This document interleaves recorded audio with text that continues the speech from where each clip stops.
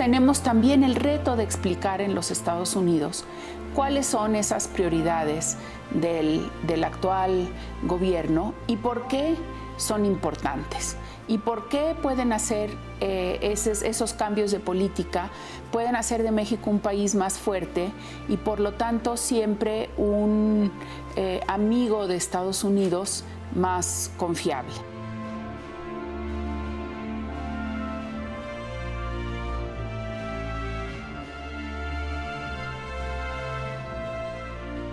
Queremos una relación de cooperación con los Estados Unidos basada en el respeto mutuo, en la reciprocidad, en la prudencia.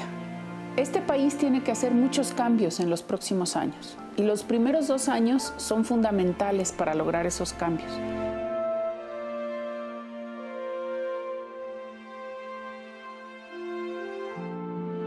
Marta Bárcena es la embajadora de México ante Washington, ante Estados Unidos. Y es, debo decirlo, es una diplomática de carrera. Ya ha estado en las buenas y en las malas, ¿eh? Sí. Y le han tocado buenas y malas. Y cuando hablo de buenas y malas no hablo de su desarrollo en términos personales, profesional, sino hablo de los asuntos que le han tocado en las manos. Marta, es un enorme gusto verte. Gracias. ¿Cómo has Javier, estado? Es un enorme gusto estar contigo. ¿Cómo has Muy estado? bien, con tu auditorio, pues muy contenta por el gran honor que me hizo el presidente López Obrador de designarme la embajadora de México ante los Estados Unidos. A ver, ¿cómo fue eso? Pues mira, desde antes de las elecciones habíamos conversado mucho sobre política exterior, sobre la relación con Estados Unidos, sobre lo que México podía hacer en Naciones Unidas, y siempre habíamos tenido una comunicación muy fluida sobre esos temas. Una vez que me pidió un par de cosas, un par de opiniones, un par de documentos, y una vez que ganó las elecciones, pues tuvimos una conversación en donde me hizo varias propuestas. Como sabes, yo soy una persona que se ha involucrado mucho también en el tema de energía. Sí. Entonces había algunas propuestas también para colaborar en el sector de energía, que es un sector que me apasiona. Yo nací en Veracruz, porque mi padre era el superintendente de Petróleos Mexicanos para Tierra Blanca, donde acaban de descubrir el último yacimiento. Viví en Ébano, en campos petroleros. Entonces, ¿Frontera Veracruz ahí con qué? ¿Con Tierra Blanca? ¿Con Tierra Blanca? Pues yo creo que Oaxaca? sea casi, sí, la frontera hacia Oaxaca, justamente, porque claro. es la cuenca del Papaloapan, Sí. justamente.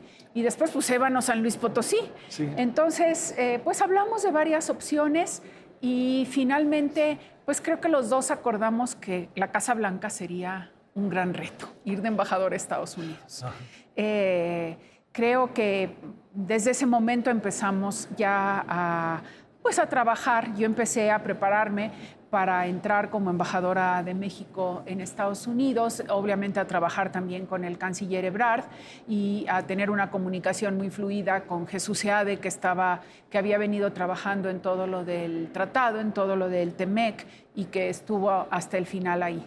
Entonces, pues fue un gran honor y ya, pues una vez que tomó posesión el gobierno, se ratificó este nombramiento y comparecí frente al Senado. Juan Ramón de la Fuente y yo fuimos ratificados por unanimidad, nos fue bien, hubo una conversación muy interesante con los senadores sobre qué agenda vamos a construir con los Estados Unidos en los próximos años, que pues, los temas son los de siempre, lo que van a ser quizás diferentes son las respuestas, como dijo el canciller. Daremos nuevas respuestas a temas antiguos. Oye, a ver, cuando ya es política de hechos consumados, cuando ya vas a ser la embajadora, esa noche, ¿qué pensaste? ¿Qué cosas, qué temas pasaron por tu cabeza que dijiste, en esto toda la vida he trabajado, he sido una crítica de esto? ¿Qué es lo que sí tengo que hacer? Bueno, pasó por mi cabeza varios temas. Quizás el primero es que para un diplomático de carrera, yo creo que llegar al rango de embajador de México y ser embajador de México, pues es la máxima satisfacción que puede tener. Llegar a la embajada más importante de México, pues es doble satisfacción. Ser mujer, ser la primera embajadora de México en los Estados Unidos. ser diplomática de carrera, lo que implica un reconocimiento del presidente de la República al Servicio Exterior mexicano. Claro. ¿No? Porque yo soy una apasionada defensora del Servicio Exterior mexicano. Sé que podemos tener fallas como todo servicio público, pero creo que somos un servicio patriota, de gente absolutamente entregada a lo que hacemos. Y pues que era la culminación de mi carrera diplomática, llegar a ser embajadora. Segundo, pero todavía más importante que eso, que es más personal, es representar a un gobierno con un mandato en las urnas tan sólido. Sí. 30 millones de votos, 53% de la votación, un mandato de transformación del país y un mandato de transformación en varias áreas, pero dos en las que yo he coincidido desde hace muchos años con la izquierda mexicana y con el presidente López Obrador, que es el combate a la corrupción y el combate a la desigualdad en México. Y no me refiero a la desigualdad en ingreso económico, sino a la desigualdad en oportunidades de acceso a la educación, de la desigualdad en oportunidades de acceso a ciencia y tecnología, desigualdades regionales. Entonces, poder contribuir desde la trinchera extranjera y con Estados Unidos a esa agenda del presidente López Obrador, pues es una enorme satisfacción. Y trabajar con un canciller reconocido por su inteligencia, como es Marcelo Ebrard, pues es otra satisfacción. ¿Ya conociste tu oficina y toda la cosa? Ya, porque tuve que llegar antes del 31 muebles de Roma para allá? No, mis muebles y mi ropa de invierno siguen en Roma. En Roma. Entonces, pues me verán usando la misma ropa varios días. Pero ya conocí. La Embajada de México en Washington es una embajada grande. ¿Ya te presentaste? Ya me presenté con todos los colaboradores que estaban en estos días. Algunos estaban de vacaciones. Es una embajada que tiene casi 200 personas trabajando de las diferentes secretarías de Estado, personal local, personal del Servicio Exterior. Y es una embajada que tiene, bueno, pues una agenda impresionante. ¿Qué pasa cuando presentas cartas credenciales? ¿Cómo va a pasar? ¿Platicas con el presidente Trump o qué es lo que sucede? Tiene uno una oportunidad de conversar. ¿Ya lo conociste?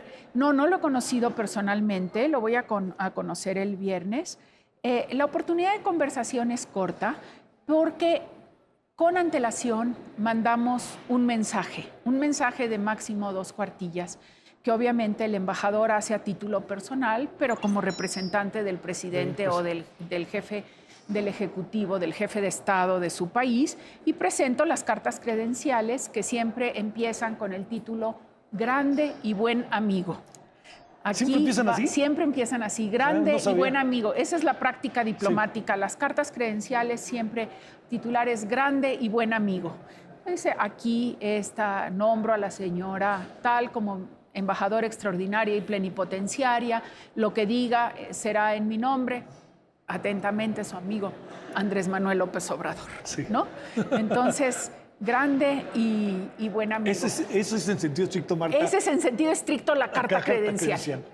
El mensaje, obviamente, que llevaré es que México está interesado en mantener unas relaciones de respeto mutuo, de bienestar mutuo, de amistad con los Estados Unidos, que nos han ligado la historia y la geografía desde la independencia de ambos países, y que eso nos obliga a construir una relación de beneficio mutuo.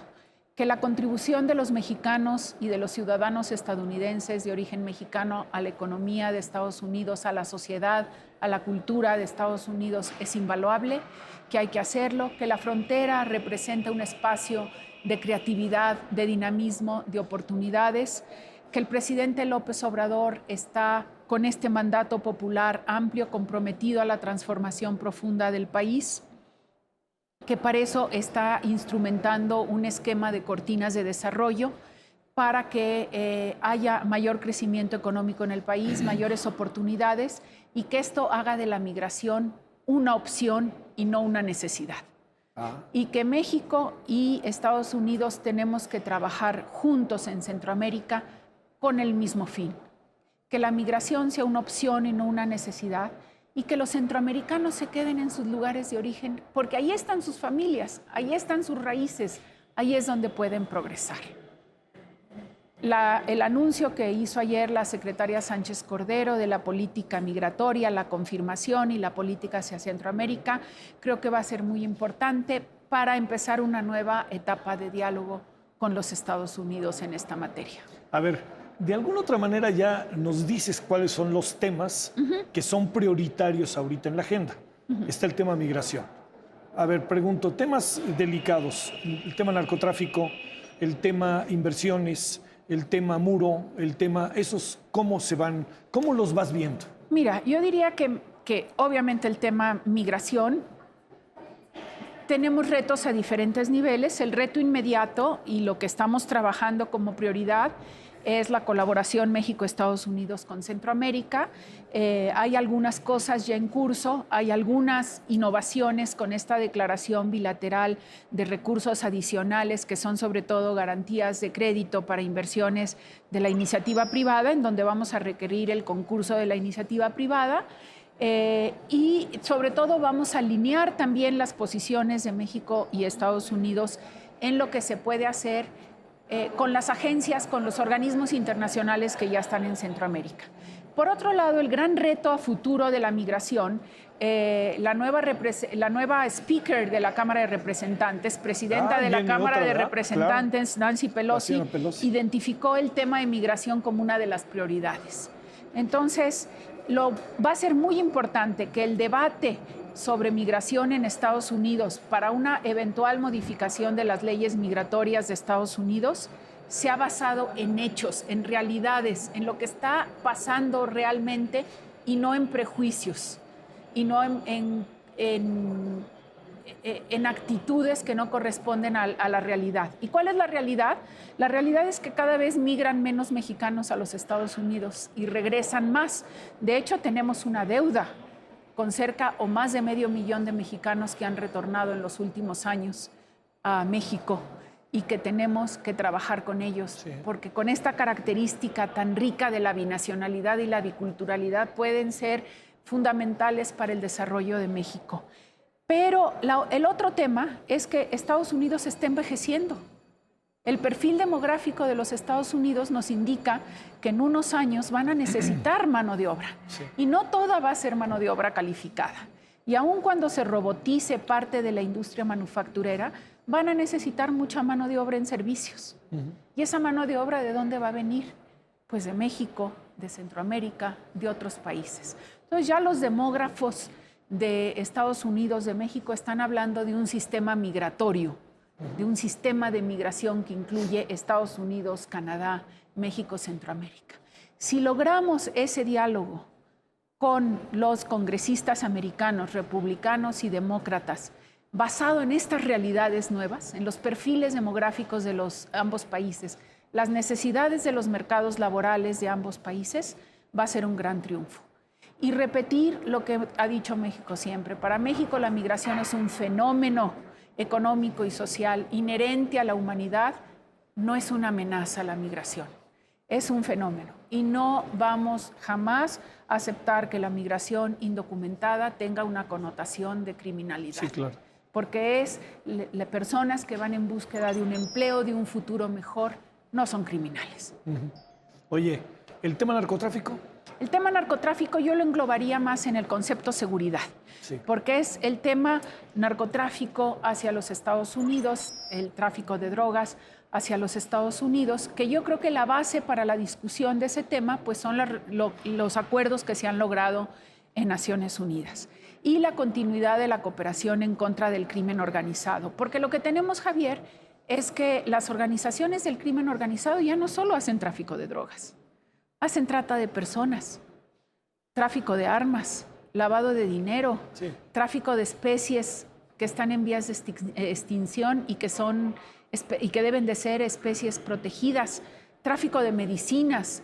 Entonces, tenemos que tener una visión más global de este combate al crimen organizado y de que la conciencia de que la seguridad de México es la seguridad de los Estados Unidos y la seguridad de los Estados Unidos es la seguridad de México. Sí. Entonces, las líneas de cooperación ahí están.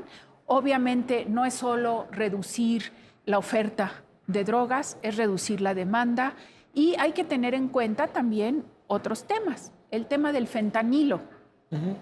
El opiáceo, sí, claro, el opiáceo artificial o digamos que no es natural. Bueno, pues ahí el tema es dónde se producen los precursores y la mayor cantidad de fentanilo. No en México, en China. Entonces, ¿cómo vamos a ver ahí, cómo vamos a manejar los puertos, esa variante? Y luego, pues las iniciativas que ya se están presentando en México o que algunos sectores han sugerido de la legalización del uso de la cannabis, que ya está legalizada en más de 20 estados americanos. Entonces, tenemos que aprender de las experiencias de ellos, particularmente de Colorado, de California, a ver cómo hay. Sabemos que no está legalizado a nivel federal. Y luego, pues también explorar las opciones que ha planteado, entre otros el gobernador de Guerrero, sobre una producción legal de amapola. Sí. En mi experiencia en Turquía, como embajadora en Turquía, me hizo ver de cerca esta posibilidad, que no digo que pueda suceder, pero es una opción, porque Turquía es el principal productor legal de amapola para la industria farmacéutica, justamente. Está bien eso, ¿eh? Sí, entonces hay que explorar si en México se puede hacer y bajo qué condiciones. ¿Bajo qué condiciones? Sí, y obviamente necesitaríamos negociar ese tema, no solo con los Estados Unidos, sino en las Naciones Unidas. En sentido estricto, Marta, tú tienes que hablar con la señora Pelosi, con los legisladores, casi en un labor de lobismo como diplomática mexicana, ¿no? En sentido estricto, la embajadora de México y la embajada, todo su personal, tiene como interlocutores a todos los actores de la sociedad americana. ¿Y los consulados mexicanos? Y los consulados mexicanos también, porque vamos a ver, ¿quién está en contacto estrecho con el gobernador de California? Pues nuestra cónsul general en Sacramento, Ilse Ferrer. Sí. ¿Quién está en contacto con el alcalde de Los Ángeles, que es tan importante? Pues nuestro cónsul general en Los Ángeles. ¿Quién está para seguir ahí mismo hacia abajo? Hacia abajo, en San Diego, en El Paso, quien está en Austin con el gobernador Abbott. Entonces, tenemos esa interlocución constante y sobre todo en los consulados de frontera, la interlocución constante con las autoridades de aduanas, de la patrulla fronteriza, de las cárceles, de los hospitales, porque estamos constantemente viendo que las acciones y las determinaciones que se tomen a nivel local no afecten negativamente a la población mexicana. La comunicación México-Estados Unidos es constante. No hay necesidad de que se reúnan los presidentes. Es que es constante. Yo creo que la reunión de los presidentes sirve de catalizador para avanzar en ciertos temas. Sí, es, por supuesto, muy útil para dar línea.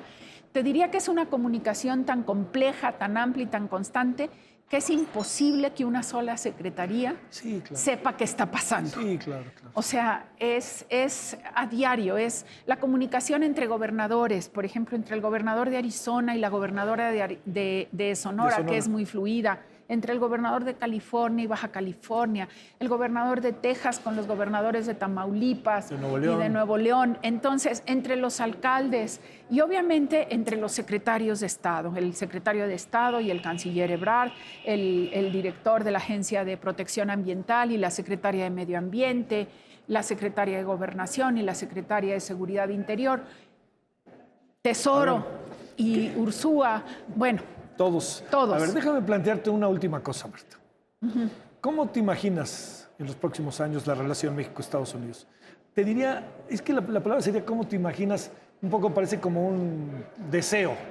Mi deseo. ¿Hacia dónde trabajar? Mi visión, trabajar sería, uno, avanzar en la frontera, en muchos temas de infraestructura, de medio ambiente, de impulsar el proyecto del presidente para que la frontera México-Estados Unidos sea reconocida en el mundo como un ejemplo de frontera, como un ejemplo de creatividad, como un ejemplo de cooperación, como un ejemplo de innovación.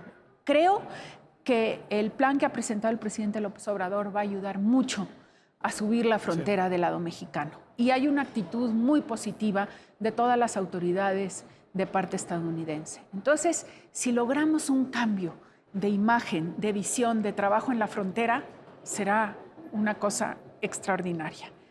Segundo, si logramos avanzar en temas migratorios, pero hay que ser muy realistas ahí, que la prerrogativa es del Congreso de Estados Unidos.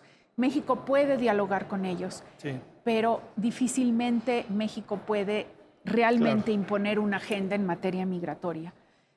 Si lográsemos una legislación migratoria que atienda a estos perfiles demográficos, mercados laborales y preocupaciones válidas de seguridad que hay, será una gran cosa.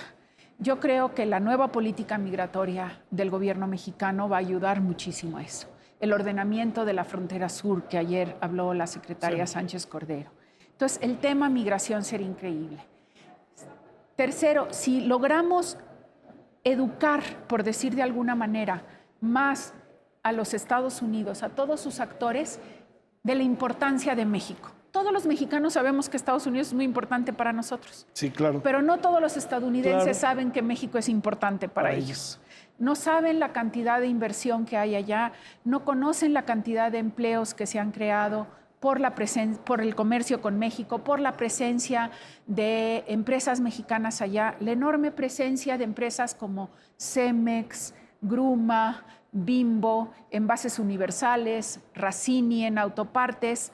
Es increíble y algunas de ellas están en las zonas más complejas. Por ejemplo, Racini tiene una planta en Flint, Michigan. Da empleo en Michigan, en uno de los estados profundos.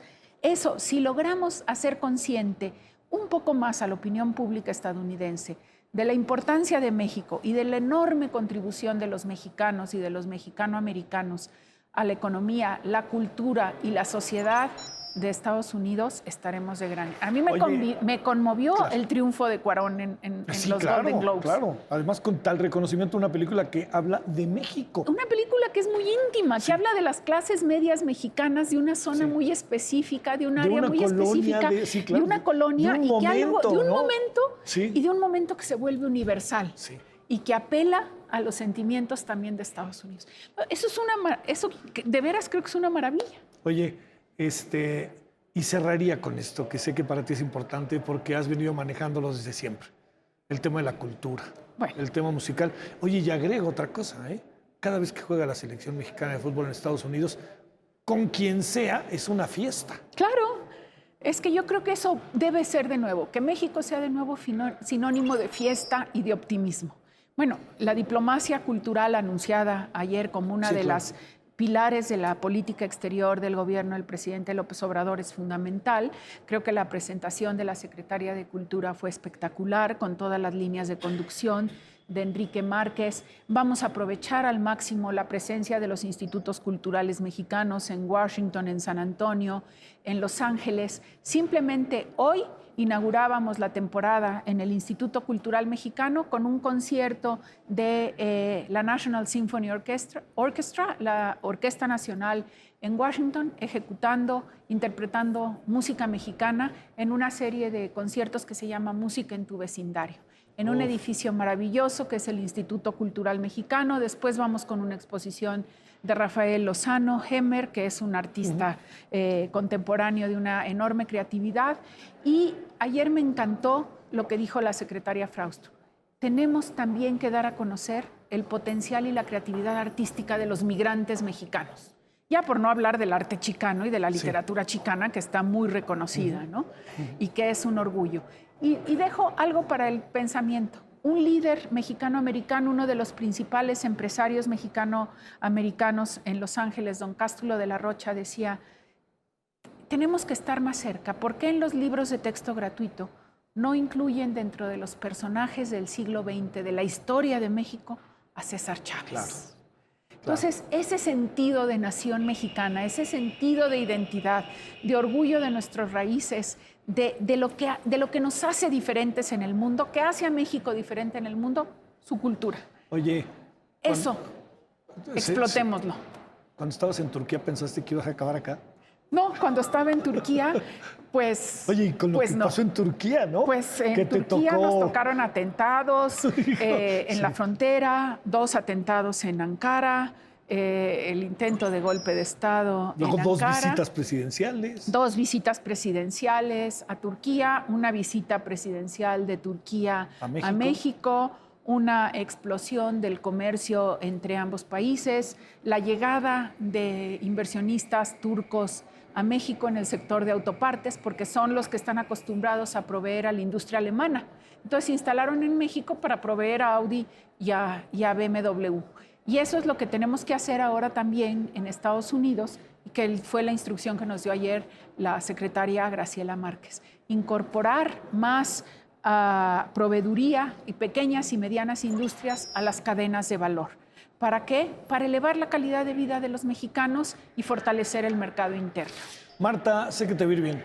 Sí, bueno, lo que puedo decir es que tengo un enorme entusiasmo. Que va a ser difícil, va a ser difícil, pero el entusiasmo, la visión, las instrucciones del presidente, la experiencia y la solidez de la presencia mexicana en Estados Unidos. No tienes una idea, los cónsules que tenemos de primer nivel, seguramente vamos a trabajar todos comprometidos. Estoy segura que tenemos fallas. Las fallas trataremos de mejorarlas y de pues potenciar los aciertos. Marta, qué gusto. A todo el auditorio de Canal 11 lo seguimos desde Estados Unidos. Eso está padrísimo. Gracias. Gracias.